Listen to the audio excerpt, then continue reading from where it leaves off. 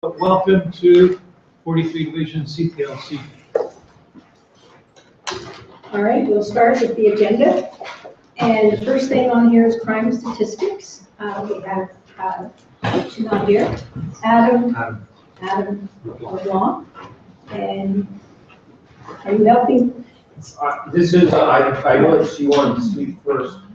I have no problem going first. You say that for the second. Yes, sir.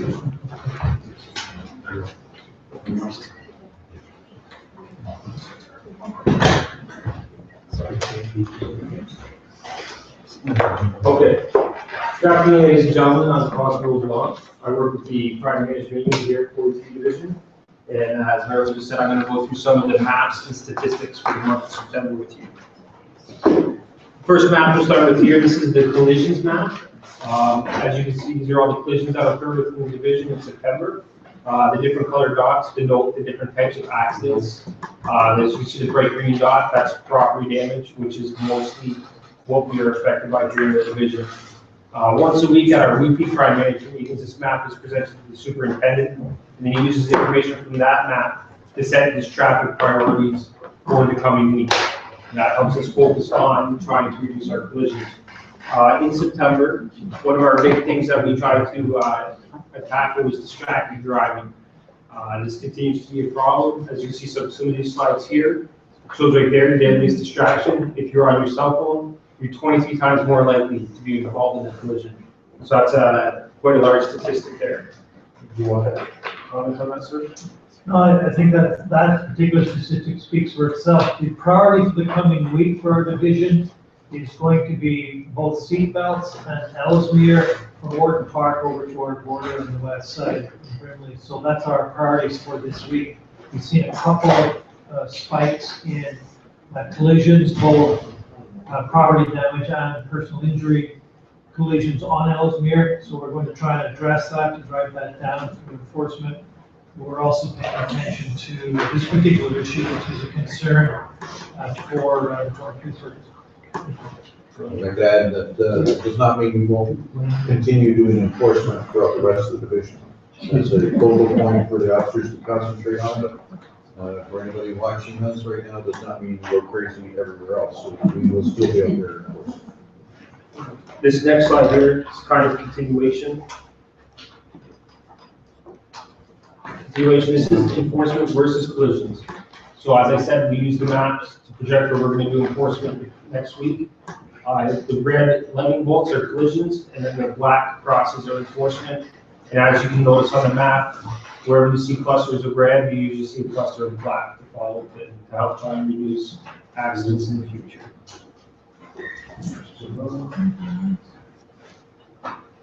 This next map is our break-in enters for the month of September. The different dots here denote the different zones.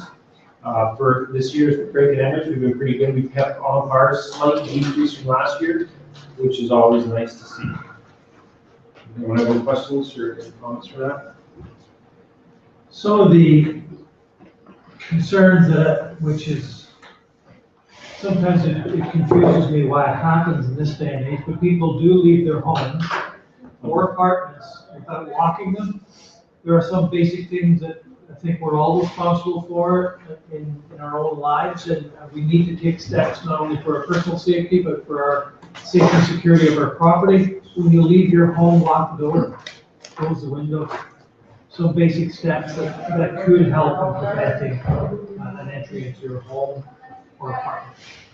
Further to that, Superintendent, I would encourage, if you see something you know doesn't fit in anything, or somebody you know doesn't fit in time and place, I encourage you to call. A lot of times we have that brought up here at the meeting, whereas if you had made a phone call and you had a car dispatch, you might be able to solve that problem a little bit quicker.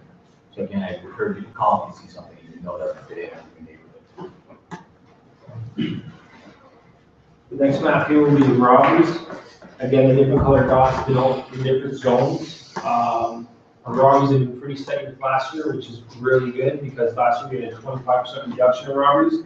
So to see that we're staying on pace with that, it's very positive. For the month of September, you can see in the cluster, those green dots that area there, that is up around the University of Toronto campus. We did have a series of robberies here, but fortunately, just last week, our major crime unit arrested 3 people, and since that arrest, we've already seen a reduction of no robberies at all up there in the past week and a half. It's something that is very positive about 43 Division is, for an example, this last week we had 4 robberies. We arrested people in 3 of the 4. So we're seeing a great deal of success with that type of investigation in our division, which is large part due to the cooperation of the members of the public, the availability of video, and the very great police work that's done by my major crime and my investigative support folks. So it really is that, shows that partnership with the community. And the next map, and this will be the last map before some statistics. This is the abducted autos here in the division. And again, the colored dots denoting the different zones where they occur. This statistic here is one that we've done quite well in so far this year, the 10 months of the year.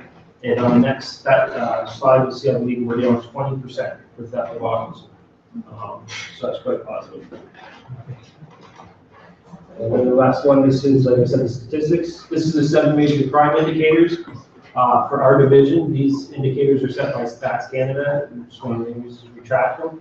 As you can see for this year, we're doing pretty good. In total, we're down 1% on par with last year, and last year was quite a good year. So the fact that we're keeping pace is a positive thing. Excellent. And that's it.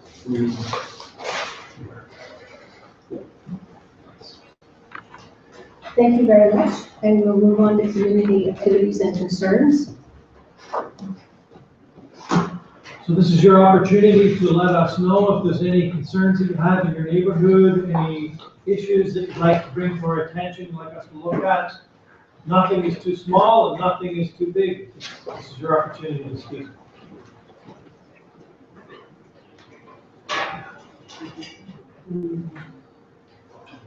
Go ahead. Do I need to, I don't need to come up there, do I? It would be helpful if you did. You know, we can bring it, I don't mind walking. Okay, go ahead, we'll come to you. Yeah, believe me, even though it's not plugged in, just trust me. If you could just identify what neighborhood you represent. Thanks. Okay, I'm in the Clovecrest neighborhood, and thanks for having us. We're working closely with Julia on some of the break-in issues that we've had in August and July. And I hear that there's some good news coming soon, I hope. Anyway, 2 questions. One is we've been having a lot of people from Ontario Energy or some of these energy things going door to door. And it's almost like they're trying to force their way into the homes. Should we be calling 401, or not 401, but the 808-222 number in these instances? Thank you, Bea, for coming. It's absolutely fantastic. I'll stand out here, not for the vanity, but just because they want us on camera. That's my cover for my vanity. It is a continuous problem, and as it's probably spoken about, if you remember, not that many years ago, think of a hot water heater, how many times did we get a knock? Actually, not very often. But the last 5 to 6 years, with kind of the deregulation or the opening up of the market, there's been a huge, huge uptake in that. And the politician's answer, but I would ask you to just use your best judgment. That being said, is if they identify themselves, you feel that they're with that company legitimately, and you say, I need you to leave now, and they do, then that was probably would do it. If you feel that they are aggressive or some bullying behavior, by all means. And then the Ontario government also has the equivalent of the Better Business Bureau we can go through as well. But the old thing of, are they working, living, passing through, or visiting? If not, then it's time to probably give us a call. But I've dealt with your organization, your association is fantastic. And again, it would be just kind of a case-by-case basis. But we know what you're talking about. We do hear reports of people, please leave. No, I'm coming in now. Well, then it's time for a call. Well, if I could just make one comment, because last night I was visited by these folks. There's a new campaign going on right now, and it's actually these people are wearing, from they used to be the water heater companies. Now what they've done is wearing these shirts and it says Energy Clean on them. You'll see the logo. They knocked on my door last night and dealt with them last night. They actually have a pamphlet or a brochure where they're saying they want to come in, they want to check out your furnace, your heating, your air conditioning unit to see whether or not it meets code, is the one thing they're saying. And the second thing they're saying is that they want to turn around and do an energy efficient an assessment on your appliances. You don't have to let them in. They don't represent the Ontario government. They're a private corporation that's trying to get in there and find what you do or you don't have. And they're soliciting me for business. Don't sign any contracts. As I told the girl last night, then she started asking me personal questions about, what type of furnace do you have? How long have you had it? And I said, that's not your concern. It's mine. I'm fine. Thank you. Leave my property. And that's what you have the right to do. And she did. She backed up and left. It looks very official. They have name tags and identification, but these are corporate people representing a business trying to solicit you and get you to enter into a contract. So be very mindful of that fact. And they will use, because of course, the answering line for any of us would be saying no. That's where they're gonna start. They will work firmly in the gray, and I know I've mentioned it in here before about the water heater idea. Of course, think how much money they can get in it. It's capitalism, which is fine. But most of us, if we had a water heater from a few years ago, would be called an open contract. That being said, I don't like my water heater anymore. I'm going to phone, and the only thing I will pay for would be the pickup of that water tank to return, which is about $50 to $75. Or I could return it. What they're not telling you now is they will give you that new water heater, but you're signing a 10 or 15-year contract. So it's big business. The other thing is we'll work in the gray. And by that, I mean a half-truth of saying your water heater, the piping, that's the famous one, is not up to code because the new code is white pipe.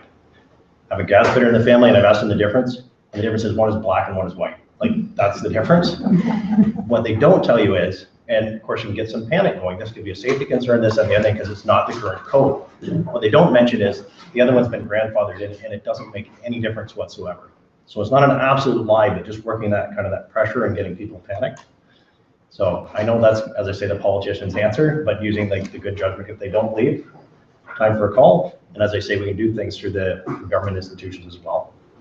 The other thing too, two sides to this as well. You've got very aggressive trained salespeople. They do not have the right to enter your home. They'll say, I have to come in and check your furnace. They do not. That's just words they're using to get their foot literally in the door.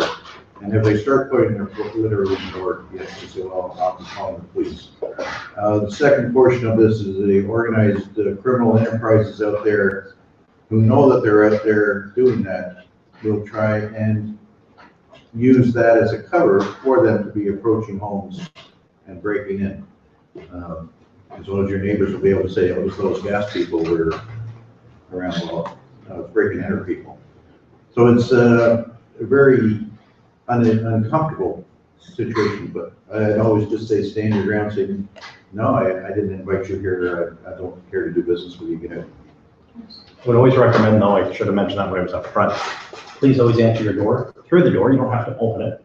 But as we've talked about, just time after time after time, our bosses would bring us cases where the person would be watching television, they heard a knock on the door, they kept watching television, and suddenly someone was standing in their living room. And of course, then everyone is surprised and that person runs back out. But so many times, that's that probing check of just answering, yeah, I'm home. As I say, not answering the door, or if we're lucky enough to have a screen door, answering through that. The other thing is they carry a little thing that says Enbridge with them. I've had that at the door too. It's just on the clipboard and they make reference to it so you see it. And they're subconsciously telling you they're coming from Enbridge, right? But they're not. Like, it's really tricky how they're doing it because I thought the guy was from Enbridge when I first started talking to him. Like one time is that they said that Ontario consumer. Yeah. But the words for Ontario consumer is that I come from Ontario. I said, and then I find out it's an Ontario consumer home service.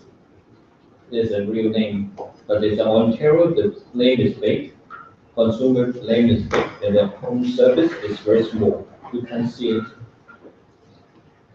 Aggressive marketing.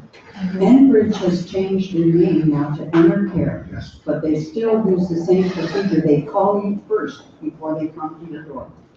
They call you, make sure you're going to be home or talk to you about whatever they Enbridge you do. Different way to go. Cecilia brings up a good point. If you actually would be interested in a service or a model of that, a legitimate company will allow you to take a business card or a phone number and set up a follow-up appointment. There's no necessity for them to come in at that time. If you're interested in an audit, so can I have a business card and I'll make it in my, and the time to weed out will maybe our project. Okay? If it's of some fraud, we'd ask, of course, there'll always be a time limit, and it'll be just an unbelievable deal in most cases. Yeah. In all fairness, they're not all frauds. Exactly. I just signed up a hot water tank deal, person that came to, 150 years. Yeah. 275-year lease. So I'm pretty sure I got a good deal. Everyone's talking about frauds. I guess I got scammed. It looked to me it was a pretty good deal. So just because they do come over and they're enticing you to buy something, they're not, some of them are legitimate businesses, and they're just trying, there are students out there trying to make a sale, and sometimes the prices are better, so educate yourself on the prices of the hot water tanks or their energy, because some of these companies, subcontract companies, actually give you a better price than the original company. So, you know, don't sign up right away, get some information, go educate yourself, look on the Enbridge bill, see whatever you're paying there and what they're offering, and, you know, so don't always think they're always a scam. Every time they come to your door and they're trying to, some of them are really legitimate businesses trying to sell you a product. They're not all scammers. You know, I don't want everyone just because they come in the door and they nod, right away you think they're scammers. In other words, you know, his wife came Top back of this window cleaning. I'll see you guys on the weekend. Yeah. Why am I not surprised? Why am I not surprised? The second question is, this was raised by one of our neighbors. Down in Cootie Park, along that old, there's always cars going down and up, and apparently Cootie Park is perceived to be a drug area. Is anything being done to clean that up? Well, thank you for bringing it to our attention. The name of the park again? Cudia, C-U-D-I-A? I can tell you that that's the first time that it's been brought to my attention that there is a problem in that park. Oh, okay. By all means, we can make sure that our community response unit takes a look at it. As the weather, I would suggest as the weather gets a little cooler, in all likelihood, you're gonna see a reduction in that traffic. If you continue to see it, then likely it is something that we have to pay attention to. Any particular days, times, or, I could find out. yeah, you let us know any specifics that you've got, makes it easier for us to focus in on. Okay. I'll let you know. Throughout the summer months and the warmer weather, and we were just speaking this, and we had our crime management meeting with the inside staff just before now. We do have a parks project going continuously with the officers patrolling the parks. Again, I hadn't heard the specifics of this park. If you want to send me an email and we'll load it up, no problem. Yep. And that project will be continuing as long as the weather's nice, which I think it's gonna be another couple of weeks. It'll be nice until they come. Love your optimism. There was considerable commotion down at the John McCrae Park, because that's the little area behind John McCrae School on Monday night. And when the police cars did get there, all the weapons were dropped in the field. So was anybody able to find anything out where these people came from? They're, I understand, town. Yeah, that's, actually, we did speak about that in our crime management meeting. It's an ongoing investigation, so we'll just leave it at that, but there was a fight that was about to take place when officers interrupted it. Nobody was assaulted, and as you say, people ran, but we do have another investigation. Okay. Do you have any information on the river on Kingston Road? Yes, Can you share it? no. That means it's an ongoing Yeah, it's investigation. one of those things that's an ongoing investigation, and it's an investigation that's actually being done by homicide, so it would be appropriate for us to even comment on it. It wasn't random, I'll tell you that. That's kind of my neighborhood, so I walked in there in the morning and the police wouldn't let me into that area. So I was sort of curious what happened. I walk there every day. That's nothing to worry about, it's a good, safe area. Okay. Where? Ellsworth. And just to backtrack to what Cecilia was talking about, it's another indication of when you see something or hear something, boom, because of the quick phone call and the matter of that park, officers were able to get there before there were injuries. And yes, the weapons were dropped and they took off, but better than somebody getting hurt. So it's a quick phone call and it helped us. And actually, one side of the groups that were contesting were very happy to see us. Yes. Yes, I could imagine. So It was, I think I'm waiting to understand if he was the cell phone shift to you. Well, contrary to that, the night before that shooting, or it was the night before that, I actually phoned the radio room because there was some, you want us to report strange activity on the street. Well, we've had some drug issues. And there were some guys driving around on bikes and stuff like that. They were just sauntering around. I've lived here 20 years. I know who belongs here and who doesn't. And it took me 10 minutes to argue with the guy on the radio. Finally, I said, you know what? Don't worry about it. Don't come. And then finally he says, okay, well, we'll see what we can do. If you want us to report it, I know this is maybe an abnormality rather than the norm. But if you want us to report this, like perhaps they can be just a little bit more accepting of the call. Like the guy was asking me questions like, how do you know they're breaking the law?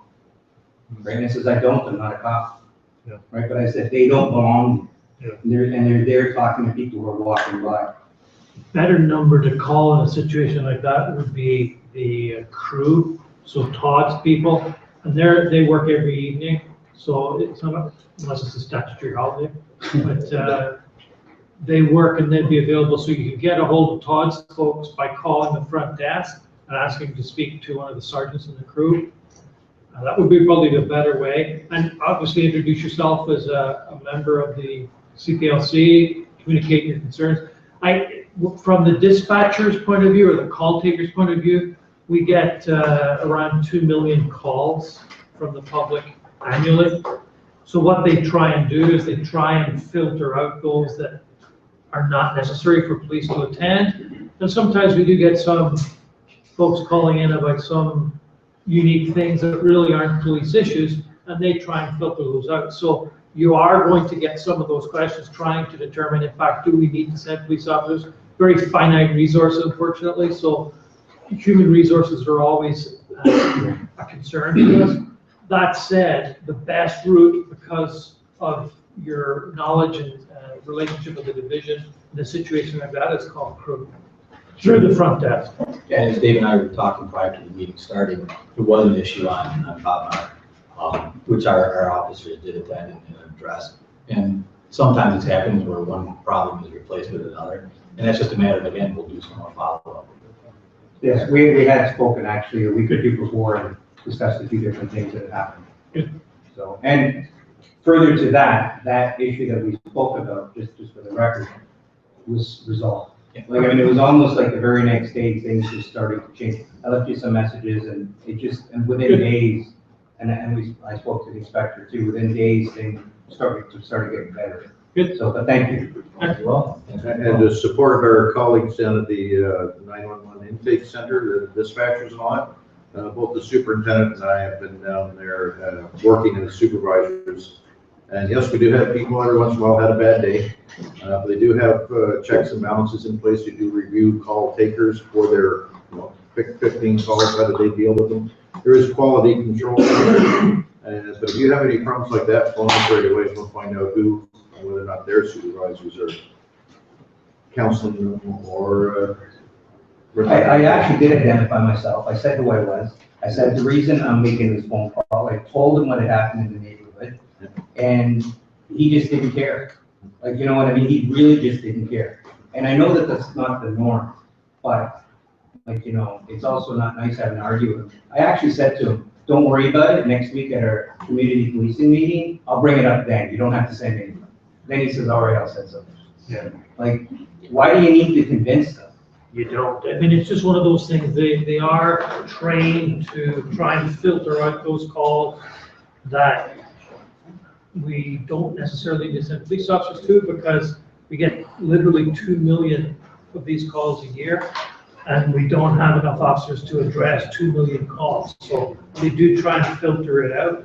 Unfortunately, that means that they put somebody like you through those questions and try and dissuade you. If it's something that's not jumping off the page, as it were, as being a major public safety risk, they will put you through the 20 questions. That's why it's better to deal directly with your crew.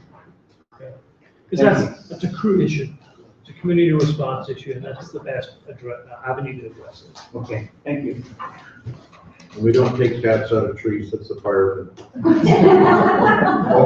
that, I'm saying you would. I know expected you would. you know that. I would, I love cats. The guy was actually up the tree, that's how I met him the first time, he chased his cat up the tree, he was up, the cat was up on the tree for 4 days. It's interesting you said that. Any other questions, concerns? Okay. Anything more? Any police reports, any further on? Todd, do you have anything? Tim, do you have anything? No, sir, not today. Dave? I can just address a couple things. Sorry I was late. I was at meetings all day. Well, we were holding mock interviews for some candidates that are going to be board and sergeant here, so I was at one of those. And then we started a new unit here at 43 Division 2 personnel. I'm not sure if you spoke about it. No. Investigative support unit. No. We started a new unit here. We recognize obviously we, lack of resources these days. We need to concentrate our available resources more effectively, more efficiently. We did a study of the amount of calls we get here in 43 Division. We find that the majority of our radio calls for service are between 3 p.m. and 11 p.m. every day. So we could take some of our officers that would work other shifts in days of days of midnight, and we concentrate them to the 3 to 11 type shift where there's more calls for service. It's a more effective use of our resources. And we've done that, and we've called it the Community Investigative Support Unit.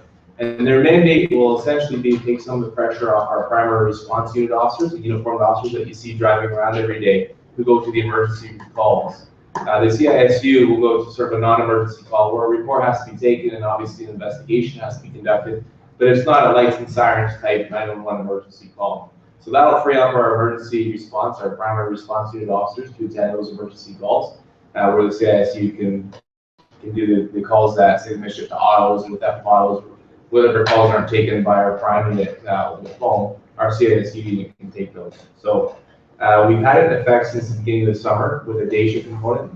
We went to an afternoon component where the officers work 8 days on and 6 days off, 10-hour shifts. And so far it's been very effective. They're taking a lot of calls, a lot of pressure off of our primary response, which is a tapped resource. So it's been very effective. I was just meeting with them because we had new officers starting today in that unit. So we're looking forward to some really good changes with that unit. And if I can address the homicide issue, and a lot of people don't understand why we can't release information to the public. Tim Bates and I both have experience working in homicide. And the reason certain information can't be released to the public, and it's not because we don't like to tell the public stuff. We obviously do because we get a lot of information from the public. But there's certain information we classify as holdback information. So say somebody gets shot, we won't necessarily always say the person was shot 5 times, in the chest, or the firearm that was used was found to be a 9mm firearm. We won't say that information. We classify that as holdback information. And the reason being is sometimes people falsely confess to murders, and we also get information from confidential sources and witnesses that we have to evaluate the credibility of that information. And if we release the information to the public saying the person was shot with 9mm 5 times in the chest and as a result they died, if somebody comes forward and says, yeah, I know a guy who had a 9mm and he had 5 rounds in it, how can we evaluate the credibility of that information if we release that to the public? If we haven't released that information to the public, and the person was shot 5 times in the chest with 9mm, or somebody comes forward and says, yeah, I think that guy's a suspect. In fact, you showed me a gun the other night, had 5 rounds in it, 9mm. We can say as an investigator, that fits with our investigation. Nobody else other than the investigator should know that information. Therefore, the credibility of that information goes up. So that's the reason we can't divulge a lot of information in an ongoing criminal investigation. So it's not that we don't like to release stuff to the public, it's we do it for operational reasons and then for court reasons down the road. Sometimes you'll find that we won't release pictures of suspects because we haven't finished completing photo lineups. Think of it this way, we release a person's face on the news, so we have witnesses that we have yet to interview, and we release the perpetrator's face on the news. When we do the photo lineup with the suspect, with that witness, and he goes through the 12 photos, and he looks at the photo and picks a guy out, there's an argument from the defense to say, well, you only picked the guy out because he saw his face on the news. And that witness is now really useless to us. So we do things for a reason. We're very calculated in our investigations, but that's something like when we say, sorry, we can't really release a lot of the information. That's exactly why it's been really negative with our investigation. I hope that clarifies some of that for you. Thank you. You don't need to tell my wife.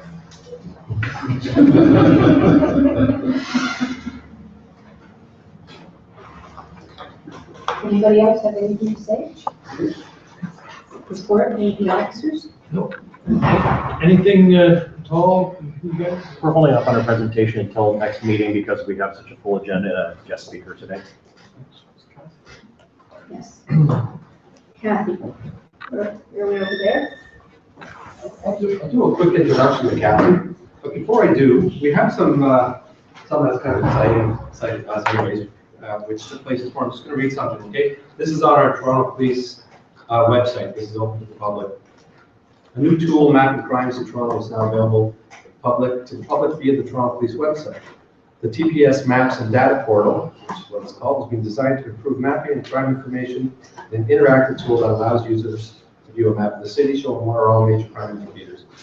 Major crime indicators we show on the display here: assault, sexual assault, robbery, breaking and enter, auto theft, and theft over. So these maps that we show, basically these maps that we show every week are now available to the public. Anybody can go on and click their area. So not just 43 Division, it doesn't matter where you live. The maps are available to all citizens of Toronto. They're absolutely free, and they're actually available through Twitter as well. There's a new Twitter site, and once a week, the maps are going to be updated through Twitter, which is actually,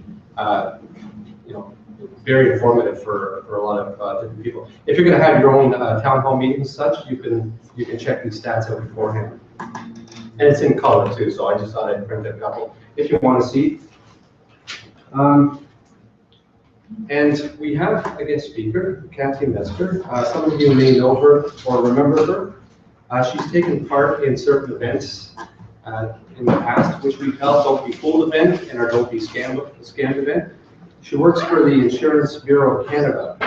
The Insurance Bureau of Canada have taken a very proactive approach and are concentrating on the prevention side instead of only interacting with the public after an incident takes place, similar to what Toronto Police is trying to do through crime prevention and such.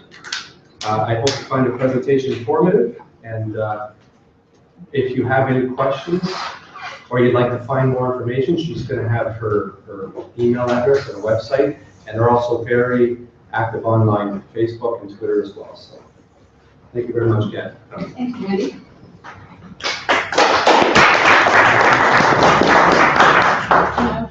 Absolutely. All right.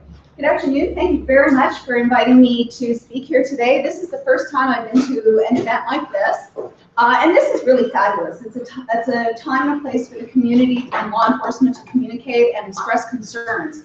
So for me, I really appreciate the opportunity to tell you about some of my experiences and concerns that might actually be occurring in your neighborhood. So thank you again. So I'm here to talk about insurance crime. We've all heard a lot about insurance crime in the news in the last little while. If you Google auto theft or staged accidents or insurance fraud, you're going to come up with something about those topics. And it's not just in Ontario, not just in Canada, it's around the world. Sorry.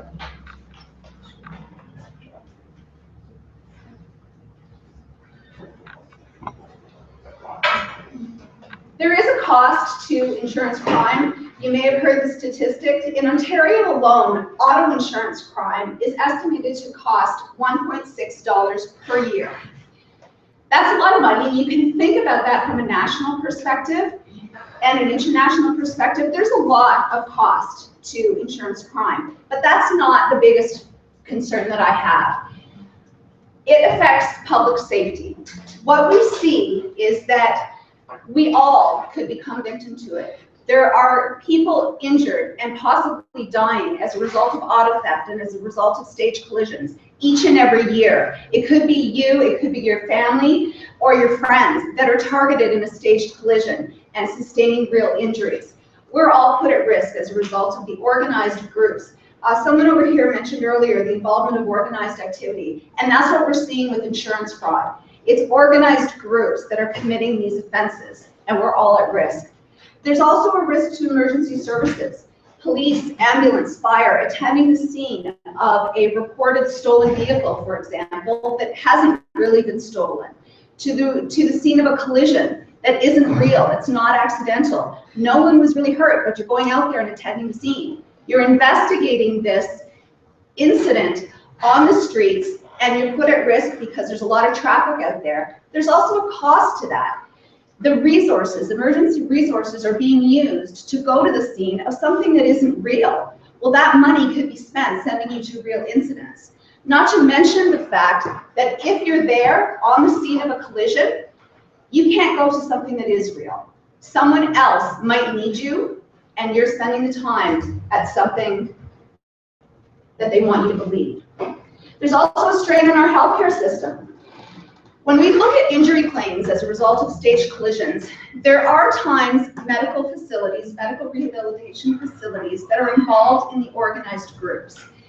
These medical facilities can order assessments, order MRIs or x-rays or any type of treatment that isn't really medically necessary because it's a staged collision and the injuries aren't real. They send you to the hospital emergency room. You see doctors and nurses. You're taking up their time for an injury that isn't real. You might be sent for an MRI. Well, if every accident victim is sent for an MRI, the people that really need it have to wait even longer to get in there. So there's definitely a strain on our healthcare system. All of these things have a tendency to erode the confidence in the insurance industry. We're there for one reason, and that's to protect you. And if you don't have the confidence in us, it makes our job that much more difficult.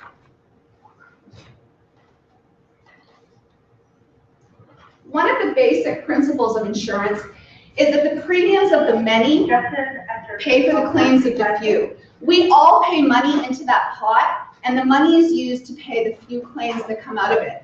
If that money is being paid in fraudulent claims, it hurts us all. Indemnification is another basic principle of insurance. You're supposed to get back to the position you were in prior to your loss. You're not supposed to get ahead. You're not supposed to have more than what you had before, or less for that matter. We try to put you back. With organized group involvement in auto insurance fraud or in auto insurance crime, they become more sophisticated. There's availability of all sorts of things online. You can falsify many, many things for a very little bit of money. You order something online and it'll help you falsify your claim. They are getting very, very good at it, and they're making them look real. The more real they look, the harder it is to identify it. And if they're paid out as real claims, then that cost goes back to all of us, all of the premium paying public.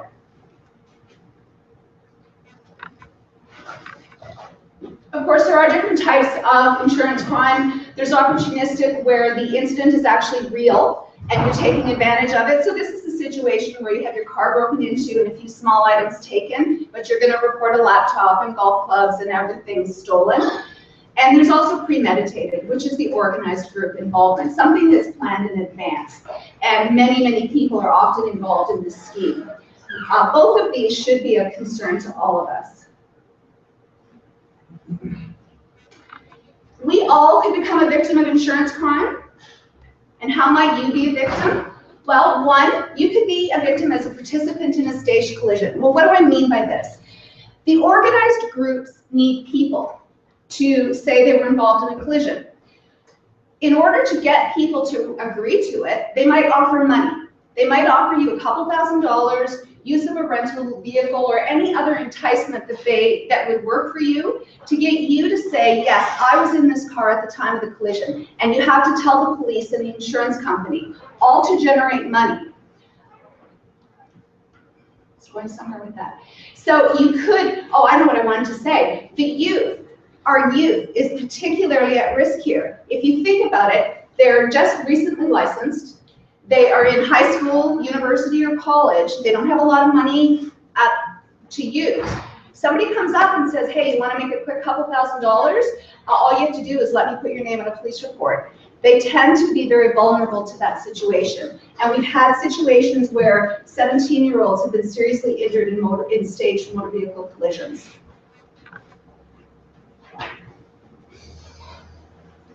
You could be targeted as a driver. You could be on your way home today from this meeting and be targeted for a staged collision. The bad guys, they want to make it look real, so they're going to target innocent people. What that does is it puts you at risk. You could actually be hurt, and you could involve any other party. Your vehicle could be bumped into a pedestrian or something else. They're hitting innocent people to make it look more real.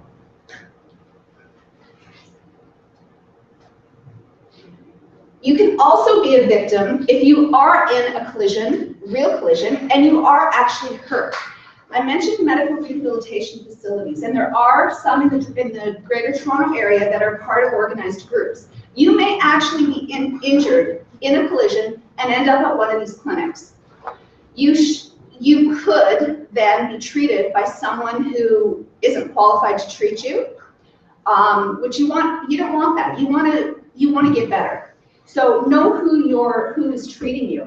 But the clinics that are involved in the organized groups, they're going to use your injury to bill the insurance company for more than what you actually get. You may go for 5 treatments, start feeling better.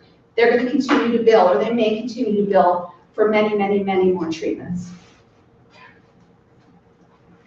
You may be targeted, or you may be a victim of insurance crime if your vehicle is stolen. Organized groups are involved in auto theft. They target certain vehicles, they're shipped overseas, and your vehicle could be one of those.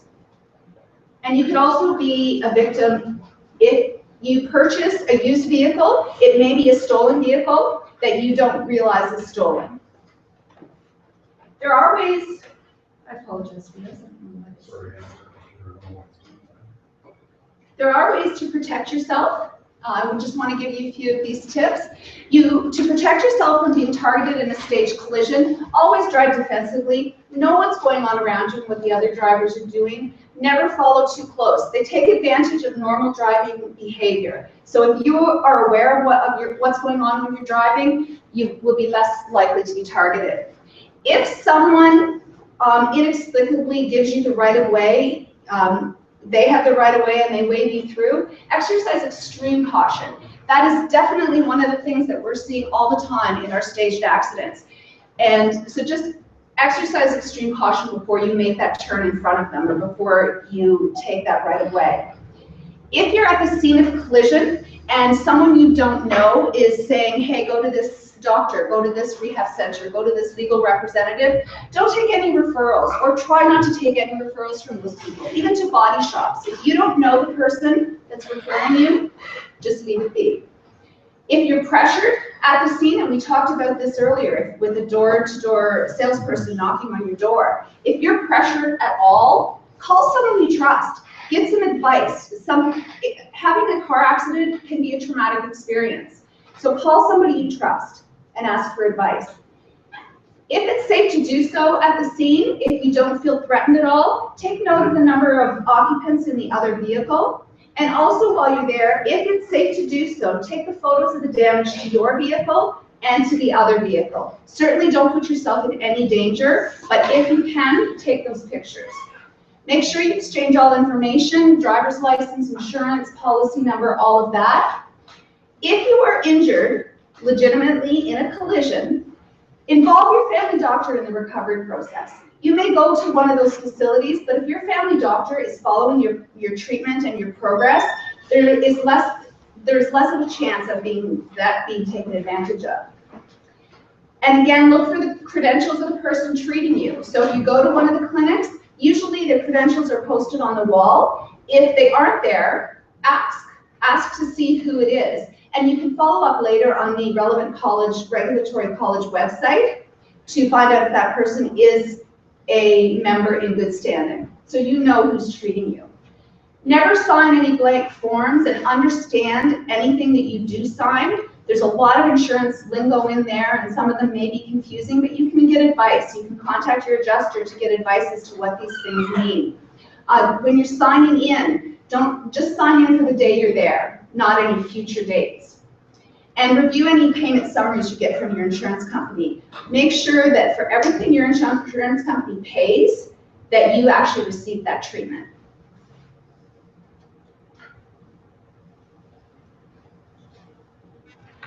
To protect your vehicle, do you participate in the Lock It and Lose It campaign here? So these are probably things that are very familiar to you. I'll just quickly go through them. When you leave your vehicle, make sure it's locked, make sure the windows are closed and the sunroof is closed. And of course, with cold weather approaching, don't leave your vehicle running, even if it's just for a second. You're running inside to get a paper or something. Please don't leave your vehicle running. There's definitely more thefts as a result of that when the weather starts getting cold. Park in well-lit areas in the parking lot. The thieves may not be so inclined to take a vehicle that's under a street lamp or something. It may force them to go to somebody else's vehicle. If you're parking in the same parking lot all the time, try to park in a different location. So if somebody is watching you, they don't know your habits. And this sounds really silly, but distractions do happen. Make sure you have your keys with you when you leave your vehicle. Keep your possessions out of sight. If you can't take your possessions that are in your vehicle with you when you leave it, put them in the trunk or under the seat or something. If they're not visible to the bad guys, they'll be less inclined to break into your car because they don't know if anything's there. If they'd rather go to the car that has the laptop sitting on the seat. If you have a garage, park inside that garage if possible and lock your car and the garage door. And when you get home at night, where do you put your keys? Right by the door. Right by the door. Most of us do. You walk in, it's easy. You pop them on a table or on a hook right by the door. Don't do that. Like I said, organized groups are targeting certain vehicles. If they see your nice vehicle parked in the driveway and that's the one they want, all they have to do is come back at night when everybody's sleeping, open that front door, which isn't as hard as you might think, and grab those keys that are sitting right there and leave. And your car's gone and you'll have no idea that anyone was in the house. So keep those keys safe and away from the front door. Keep your ownership and insurance slips with you. There's a lot of valuable information on those documents, the VIN number for your vehicle, all of that kind of information. So keep that stuff with you as opposed to in the vehicle. If you're buying a used vehicle, you want to try to protect yourself from buying one that's actually stolen and has a different identity attached to it. So consider buying that used vehicle from a registered dealer as opposed to a private seller. Examine the vehicle before you purchase it. You're going to look for certain things like that the engine is what it's described. Is it a V6 as it's described in the ad? Is it a 4x4 that's described in the ad? You want to look at the odometer measurement. If you have a vehicle that has always been registered in Canada, the odometer should be in kilometers. So if you're going to look at that vehicle, they say it's a Canadian vehicle and it's in miles, could be a problem. You're also going to check the color of the vehicle. If you are buying a red car and you lift up the hood and you see white paint underneath the hood, there's a change of color there. And if that wasn't disclosed to you, there could be an issue with that as well. Order a vehicle history.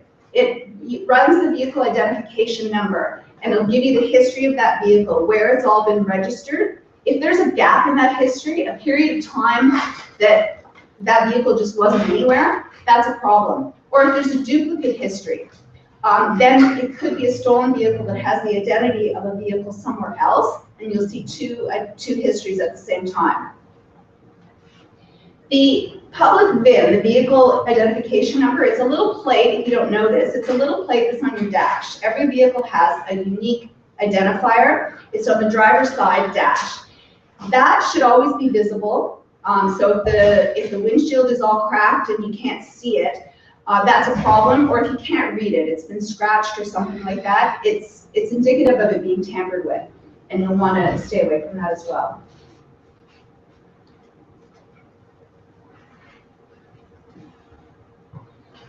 You'll get a used vehicle information package. That's something pretty standard at this point. If you're receiving documentation from the seller on your used vehicle, if you are purchasing it private, you're going to compare the vehicle identification number on the documents they give you to that public VIN number that I was telling you about. Because it is possible, if you're trying to hide something, they'll give you a history for a different vehicle. Unless you check that, you would never know. And of course, your best defense is to look at the Canadian Police Information Centre's CPIC website to see if that vehicle has actually been registered as stolen. These are just a few tips ways that you can become a victim and ways that you can protect yourself. If you want to learn more about insurance crime or any more tips or anything, please visit our website at www.ibc.ca. Follow us on Twitter at Insurance Bureau. And of course, if you suspect an insurance crime, please report it. You can contact our tips line at 1-877-IBC-TIPS or through our website. Call Crime Stoppers or call your local police station. And thank you very much for your time. I really appreciate the opportunity, and thank you for your support in fighting insurance crime.